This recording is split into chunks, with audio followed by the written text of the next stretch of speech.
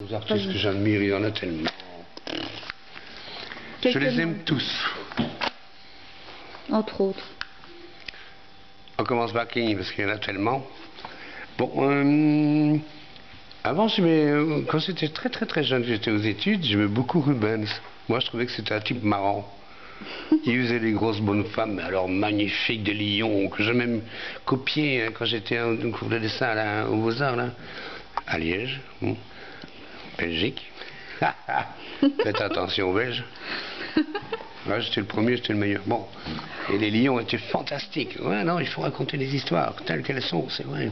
Et je les dessinais au bord d'un étang, dans le parc tout près de chez moi. Ça m'a fait découvrir la qualité du dessin et de la puissance des dessins de Rubens.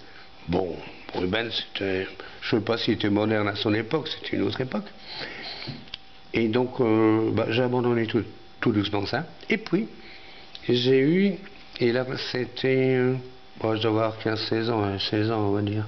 Bon, je ne veux pas me rajeunir, mais enfin, c'était comme c'est peu.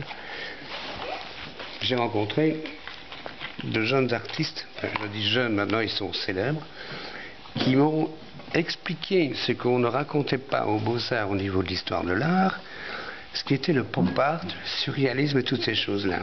Je suis hyper accroché à ces choses-là.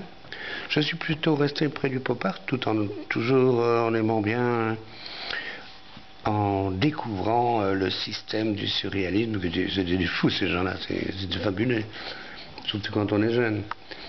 Et puis alors, bon, j'ai fait mon petit bonhomme de chemin sans tout à fait avoir compris tout ce que c'était que ce bazar qui était immense, quoi. Alors, les artistes que j'admire,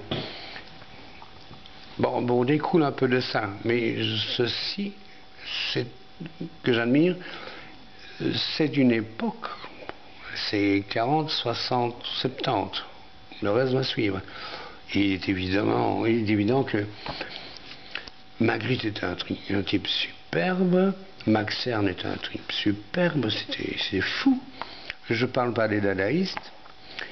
Alors, après, bon, je fais un petit condensé, parce que non, un petit compressé. Je ne vais pas parler, c'est trop long, je ne vais pas refaire les bouquins.